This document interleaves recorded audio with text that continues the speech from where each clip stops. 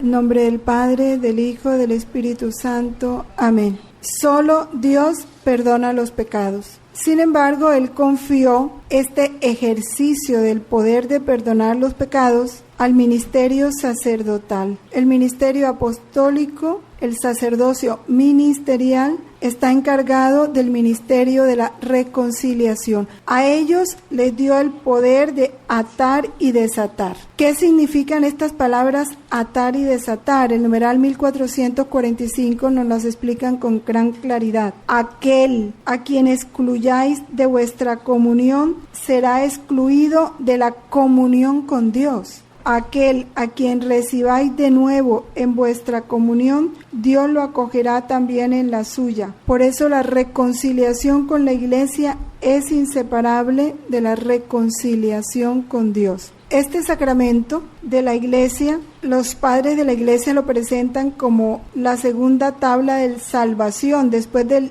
naufragio, que es la pérdida de la gracia. Y fíjense, segunda tabla de salvación. El que peca es un náufrago, se salió de la barca. Y la confesión es una tabla de salvación, es un medio. Los pecados de que les decía que al comienzo de la Iglesia, en los primeros siglos, que eran considerados particularmente graves, eran la idolatría, el homicidio y el adulterio. Debían hacer penitencia pública por sus pecados, a menudo durante largos años, antes de recibir la reconciliación. Solo era admitido raramente y en ciertas regiones una sola vez en la vida. Luego ya hacia el siglo VII, los misioneros irlandeses fueron los que empezaron a introducir la práctica privada de la penitencia. Y a partir de entonces, este sacramento de la penitencia se realiza de una manera secreta, solo entre el penitente y el confesor. Sin embargo,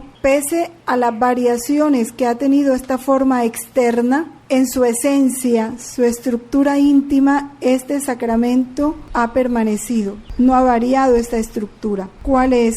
Comprende los dos elementos. Por una parte, lo que hace el penitente, lo que le corresponde al penitente, y la otra, lo que le corresponde al confesor. ¿Cuáles son los actos del penitente? Interiormente sabemos que lo primero que se produce es una conversión interior bajo la acción del Espíritu Santo. El Espíritu Santo lo convence de pecado y el hombre, consciente de su pecado, tiene un acto de contrición, de verdadero arrepentimiento. Esa contrición tiene las dos cosas, que se tienen que dar automáticamente, si no, no es verdadera contrición. El dolor de haber ofendido a Dios, que es una contrición perfecta, o la imperfecta, que es el dolor que se produce, pero por el temor al castigo, en este caso el infierno, pero es contrición, solo que es imperfecta. Ese acto de arrepentimiento tiene que mover inmediatamente a un propósito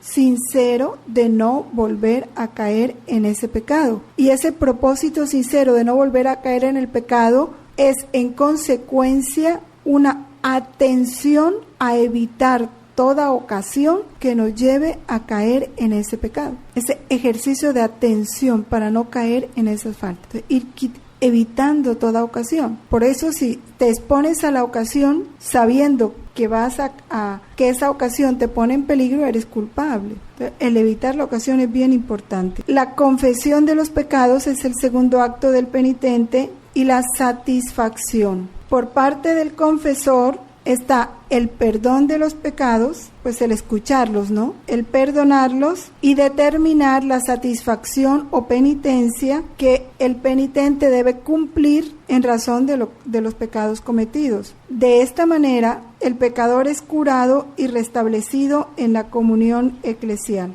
El numeral 1856 habla del pecado.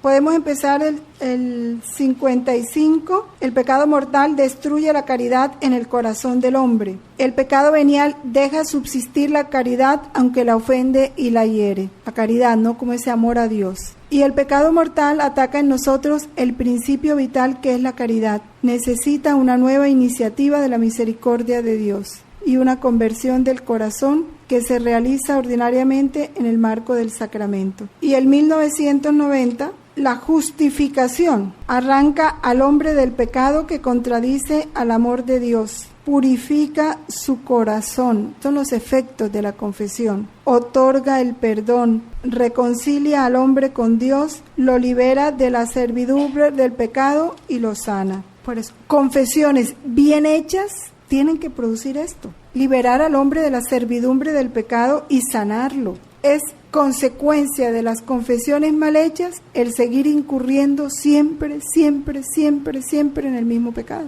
La fórmula de absolución en uso en la Iglesia Latina expresa el elemento esencial de este sacramento. Está abajo: Dios Padre misericordioso, que reconcilió consigo al mundo por la muerte y la resurrección de su Hijo y derramó el Espíritu Santo para la remisión de los pecados, te conceda por el ministerio de la Iglesia el perdón y la paz.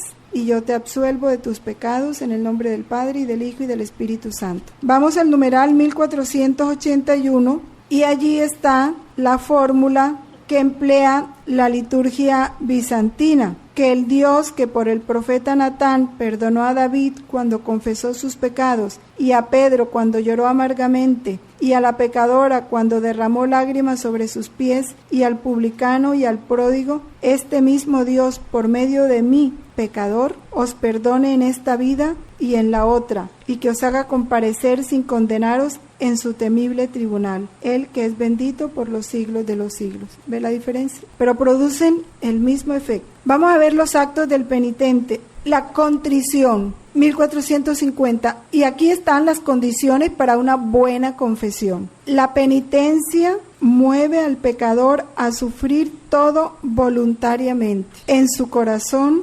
contrición, arrepentimiento, dolor. En la boca, confesión. En la obra, toda humildad y fructífera satisfacción. Y es que tiene que ser así, porque el que está verdaderamente consciente de lo que es el pecado, de lo que ha obrado el pecado en su alma, de lo ingrato que se ha sido con Dios, se somete a sufrir todo. El dolor, el tener que pararse a confesar y que todo el mundo vea que le ha pecado, porque el acto de levantarte e irte al confesionario le estás diciendo a todo el mundo: soy pecador, he pecado. El expresar con claridad, con humildad y de forma concreta tus pecados, te sometes. Y en la obra toda humildad y fructífera satisfacción. Que el sacerdote te regañó, que el sacerdote se enojó, ¿qué importa? El alma se considera merecedora de todo, por eso va con humildad y va dispuesta a la penitencia que le ponga el sacerdote. No es salir quejándose de la penitencia que le pusieron, no, la que te pusieron es la que Dios quiso para ti y hay que cumplirla. La contrición es definida por el catecismo como un dolor del alma y una detestación del pecado cometido con la resolución de no volver a pecar. Ahí están los dos elementos de que hablábamos. Cuando brota del amor de Dios, amado sobre todas las cosas, la contrición se llama contrición perfecta. Esta contrición perfecta obtiene el perdón de los pecados veniales y de los mortales en forma inmediata. Pero si el alma tiene la firme resolución de recurrir tan pronto sea posible a la confesión sacramental. Si una persona pecó mortalmente e inmediatamente siente ese dolor sincero de haber ofendido a Dios, de haber roto esa relación con ese Dios que no ha hecho sino amar, entonces ese dolor en sí mismo ya le perdona el pecado. Que si esa persona no alcanzó a confesarse y muere enseguida, es como si se hubiera confesado, porque en ella está el propósito de irse a confesar a primera oportunidad.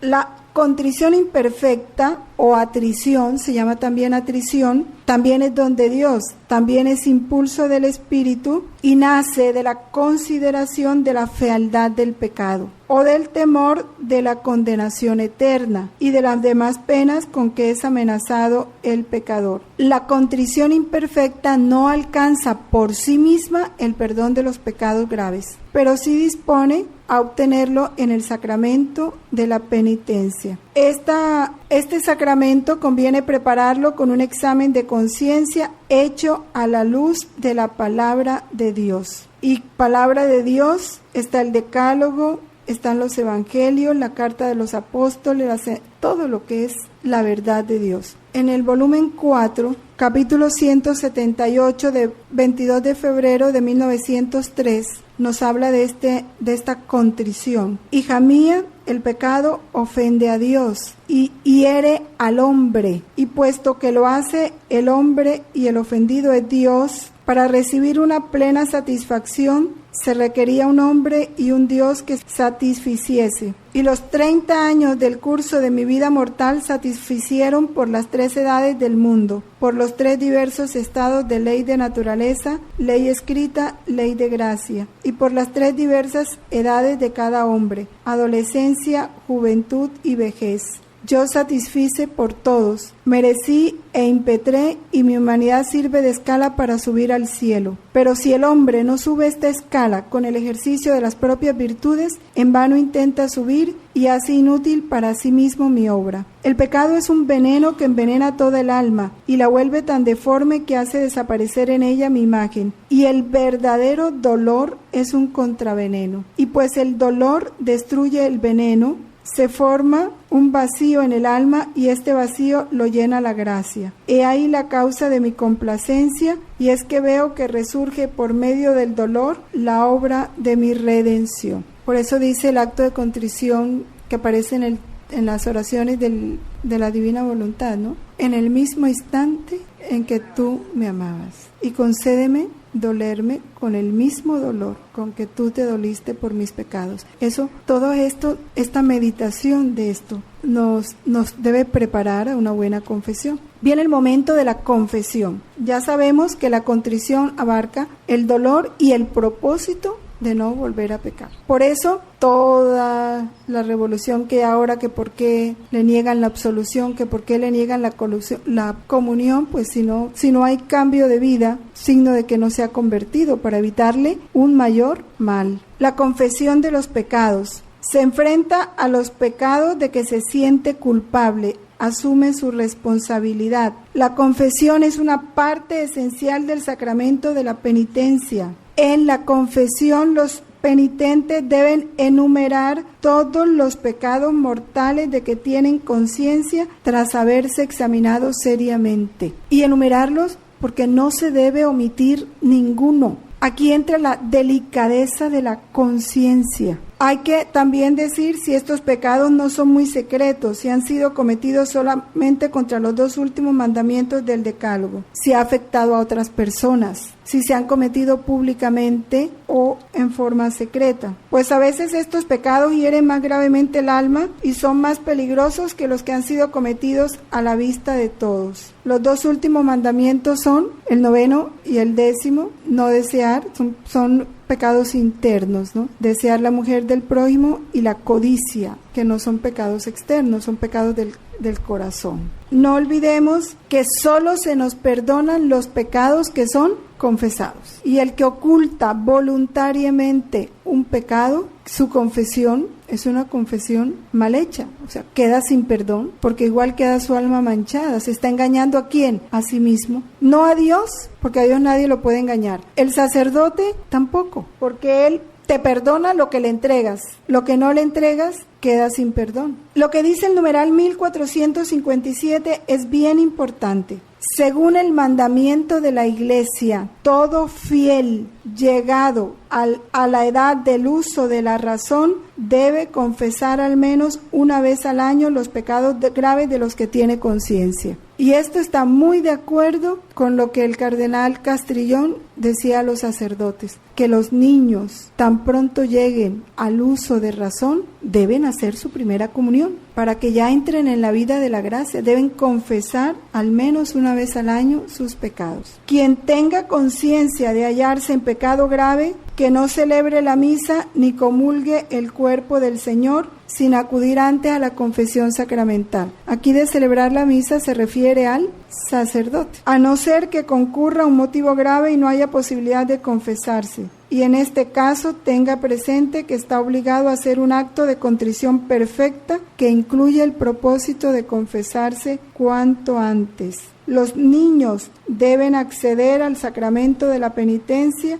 antes de recibir por primera vez la Sagrada Comunión. También importante porque se ha ido contagiando en la iglesia algunos grupos la idea de que como son tan niños, ¿para qué hablarles del pecado? Entonces no tienen necesidad de confesarse, entonces les dan una absolución general y no hacen que el niño practique el sacramento de la penitencia. Son errores que no debemos permitir. Esta confesión habitual de los pecados veniales ayuda a formar la conciencia, a luchar contra las malas inclinaciones y a dejarse curar por Cristo para progresar en la vida del Espíritu. El numeral 1458. Porque la confesión de los pecados veniales no es estrictamente necesario, pero es recomendable. La Iglesia lo recomienda. El que confiesa sus pecados actúa ya con Dios. Dios actúa, Dios acusa tus pecados. Si tú también te acusas,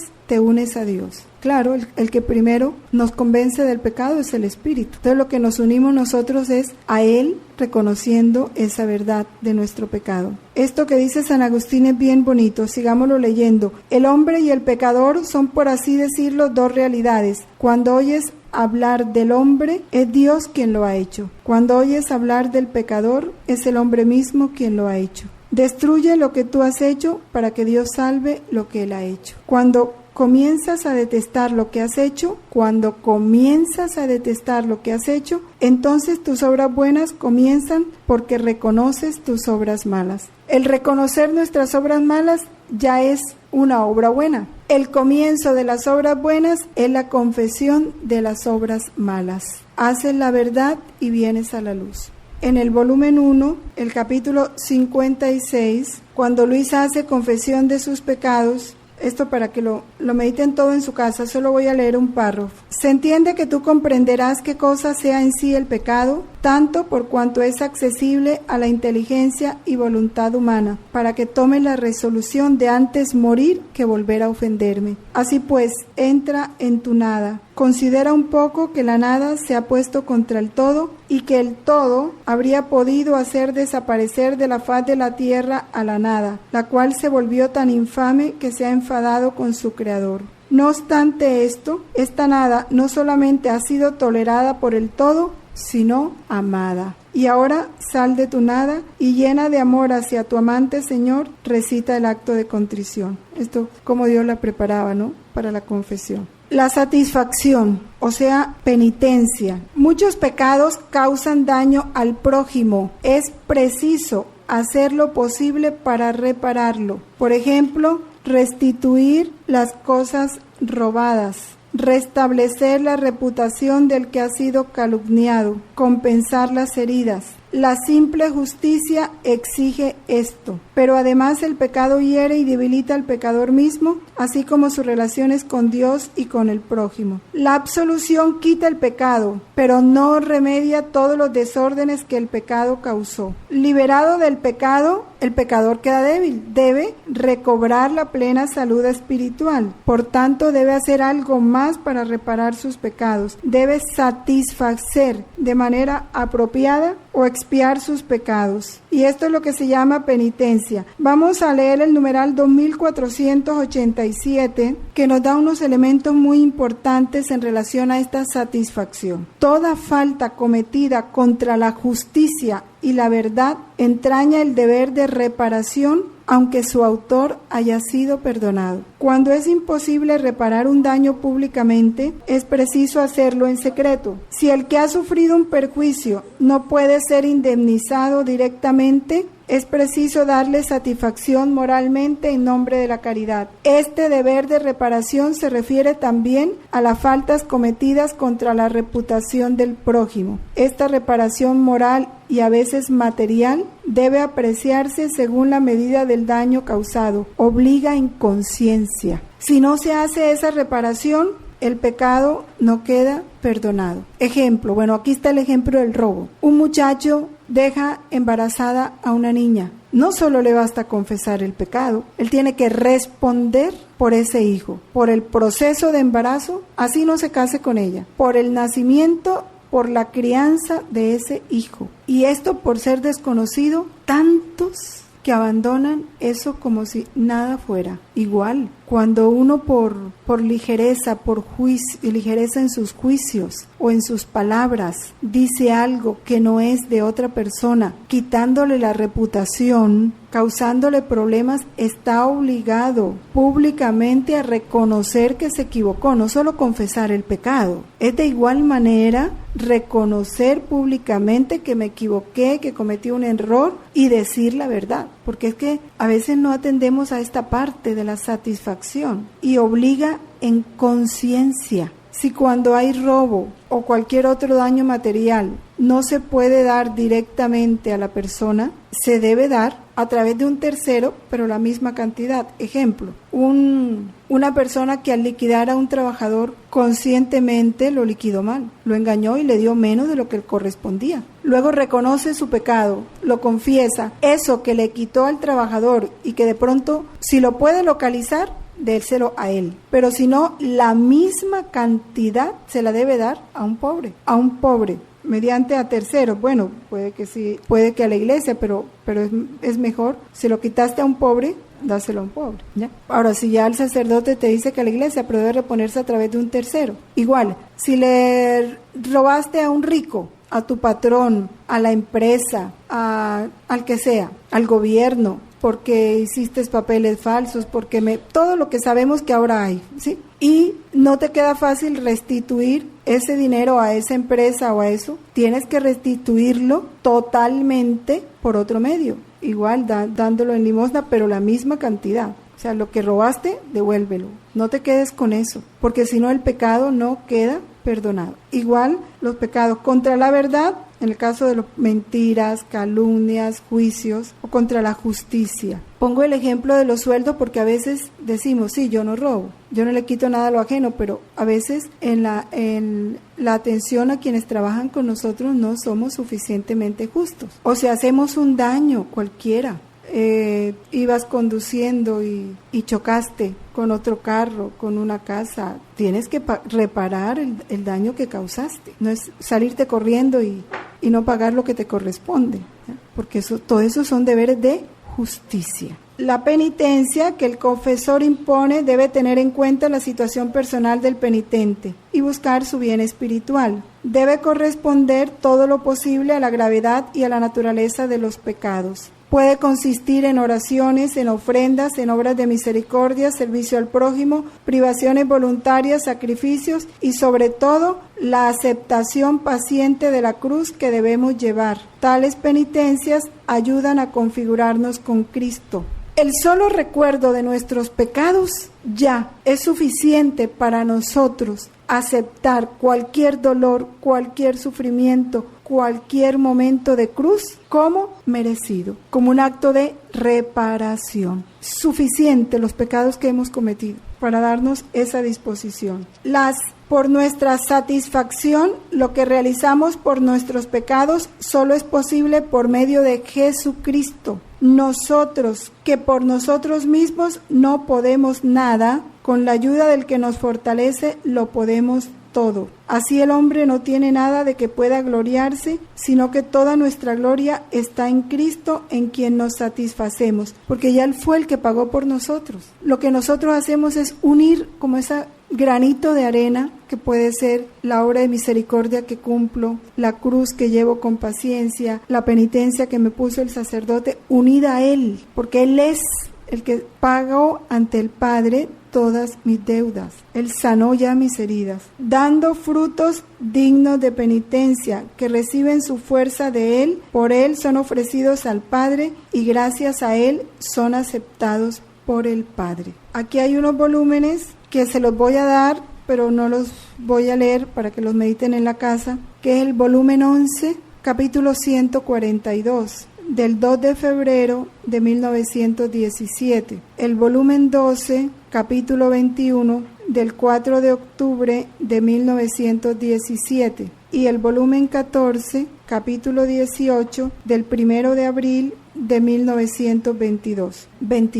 Sabemos que el ministro de este sacramento es el sacerdote, y el catecismo dice algo muy importante y que el Padre Pío lo hacía con mucha frecuencia, o siempre, no con mucha frecuencia, siempre. el sacerdote concede el perdón, da la satisfacción y ora por el pecador y hace penitencia con él. Es un deber del sacerdote en su confesión. Está en el numeral 1448 porque es importante. ¿Ve? Ese es el deber del sacerdote. Él no es el dueño, es el moderador de la disciplina penitencial. Hay pecados, ya sabemos, que están sancionados con excomunión, que impiden la recepción de los sacramentos, y su absolución solo puede ser concedida según el derecho de la Iglesia al Papa, al obispo del lugar o al sacerdote autorizado por ello. Es el 1463. Entre esos pecados está el aborto, que da excomunión. No, la ley puede despenalizarlo, pero ante Dios sigue siendo, para los católicos esas leyes no existen. El confesor está obligado al sigilo sacramental. Dada la delicadeza y la grandeza de este ministerio y el respeto a las personas, la Iglesia declara que todo sacerdote que oye confesiones está obligado a guardar un secreto absoluto sobre los pecados que sus penitentes le han confesado bajo penas muy severas. Tampoco puede hacer uso de los conocimientos que la confesión le da sobre la vida de los penitentes. Este secreto se llama sigilo sacramental. Ahora, el sacerdote, sabemos nosotros que no todos los sacerdotes están facultados para confesar. No porque ordenen a un sacerdote ya está facultado para confesar, no. Es el obispo, no estoy explicando, eso está desde el 1461. Es el obispo como cabeza visible de la Iglesia, específicamente está en el 1462. El que autoriza o delega este poder de perdonar a los presbíteros y colaboradores que él considere que pueden hacerlo. O el superior de una comunidad también puede determinar quiénes pueden confesar y quiénes no. Entonces esto tenerlo siempre, porque si un sacerdote en algún momento le dice no, yo no, pues no te va a decir yo no tengo permiso, puede decirte no, mejor vaya donde está el padre, no juzgarlo como que no quiere. Eso cada uno sabe, eso lo da el obispo al sacerdote. Si ellos tienen el permiso, se acercan al confesionario. Si todavía no han sido autorizados, no se acercan al confesionario. No pueden oír confesiones. También el obispo puede quitarlo, claro. El obispo es el moderador. Él autoriza e igual quita la autorización. Los efectos de este sacramento, ¿qué nos produce? Nos restituye a la gracia de Dios, a la vida de Dios, y nos une con Él, con profunda amistad. Este sacramento produce una verdadera resurrección espiritual, claro. Si el pecado mortal es mortal, había producido muerte, una restitución de la dignidad y de los bienes de la vida de los hijos de Dios, el 1468. Como habíamos dicho antes, nos reconcilia con la Iglesia, porque no solo sana al hombre, no solo sana el miembro, sino también en la Iglesia produce un efecto vivificante, porque al sanarse un miembro, la Iglesia cobra vitalidad. Y esta reconciliación con la Iglesia restablece al pecador o al penitente mejor, o lo afirma, lo restablece si son pecados mortales, o lo afirma si son pecados veniales, en la comunión de los santos. Acuérdense que por el pecado mortal se rompe esa comunión. El pecador es fortalecido por el intercambio de los bienes espirituales entre todos los miembros vivos del cuerpo de Cristo, estén todavía en situación de peregrinos o se hallen ya en la patria celestial. De esto, el volumen 2, el capítulo 79, habla Jesús sobre todas las ofensas y abusos que reciben en los sacramentos y cómo quiere Él que se recobre esa unión que se pierde con el pecado. En el numeral 1470, este numeral explica algo que Jesús en varios volúmenes nos lo explica, lo que es el juicio de la cruz, que Él dice cómo Él quiere someternos aquí en la tierra a ese juicio de la cruz, y el que vive ese juicio de la cruz aquí en la tierra, pues ya se le anticipa y no lo tiene que vivir después de la muerte, ¿no? En este sacramento el pecador, confiándose al juicio misericordioso de Dios, anticipa en cierta manera el juicio al que será sometido al fin de esta vida terrena, porque es ahora en esta vida cuando nos es ofrecida la elección entre la vida y la muerte, y solo por el camino de la conversión podemos entrar en el reino del que somos apartados por el pecado. Convirtiéndose a Cristo por la penitencia y la fe, el pecador pasa de la muerte a la vida y no incurre en juicio. Lo dice el Evangelio de San Juan en el capítulo 5, versículo 24. El volumen 3, en el capítulo 25, hablándonos de estos efectos del sacramento, dice: como el pecado hiere y da muerte al alma, así el sacramento de la confesión da la vida y la cura de las heridas y restituye el vigor de las virtudes.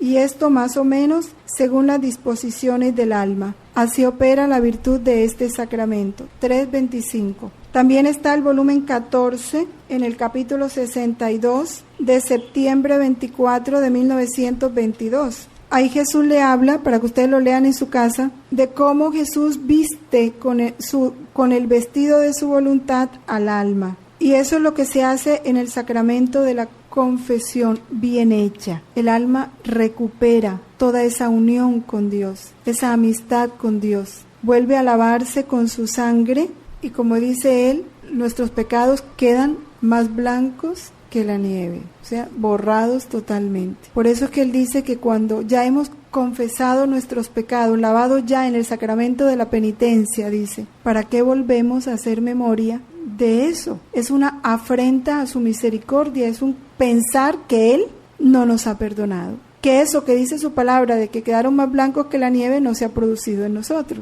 Entonces, tener en cuenta eso, porque es un efecto que se produce desde que haya habido una verdadera confesión. El catecismo nos trae en este capítulo lo de las indulgencias. ¿Qué son las indulgencias?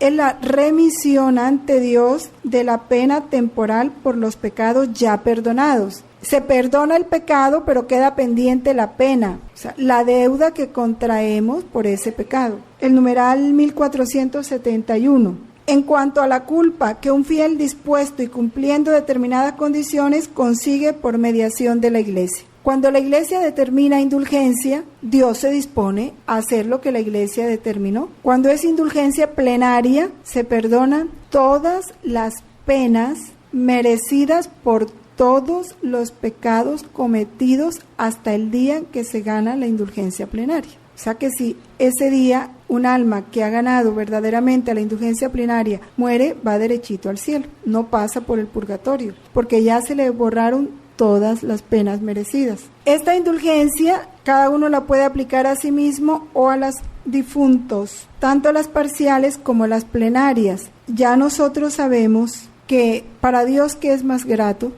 Por los demás que por nosotros. Y ese es el juego en el purgatorio, ¿no? El alma siempre lo que le llega se lo da a los demás, a las más necesitadas, y eso mismo le hace a él el beneficio, porque es el amor, está llenando los vacíos de amor que ha quedado en su vida. Sabemos nosotros también que los actos, un acto hecho en la voluntad de Dios, es un acto ¿de quién? De Jesús, y de la criatura unida a Jesús. Es de Jesús, pero ahí va la voluntad de la criatura unida a Jesús en ese acto. Como es un acto divino, produce todos los efectos que producen los actos de Jesús. Da más gloria a los bienaventurados, da alivio a las almas del purgatorio, produce beneficios a toda la humanidad. Es más que un sol. A cada uno le da los efectos, los beneficios que necesita. Al que necesita conversión, conversión, al que necesita fuerza, fuerza, al que necesita más santidad, santidad, al que necesita claridad sobre la verdad, se la da. Da bien a todas las almas. Entonces es una verdadera indulgencia. Bueno, ya sobre las indulgencias, sabemos que en la comunión de los santos, vamos al numeral 1474, 1475, que habla de la comunión de los santos, esa relación que hay entre los bienaventurados, los del purgatorio y los que peregrinan en la tierra. Hay un constante vínculo de amor y un abundante intercambio de todos los bienes. La santidad de uno aprovecha a los otros más allá del daño que el pecado de uno puede causar a los demás. ¿Se dan cuenta? La santidad ayuda más que el daño que el pecado puede hacer. Voy a darle los volúmenes que corresponden a estas indulgencias que nos ayudan a comprender mejor. Está el volumen 13, capítulo 43, de diciembre 22 de 1921. Está el volumen 14, capítulo 7, de febrero 26 de 1922. volumen 14, capítulo 7, de febrero 26 de 1922. Pueden completar también con el volumen 16, capítulo 13, de septiembre 6 de 1923. Todos estos capítulos son referidos al sacramento de la confesión. Y volumen 18, capítulo 8, de octubre 21 de 1925. En nombre del Padre, del Hijo, del Espíritu Santo. Amén.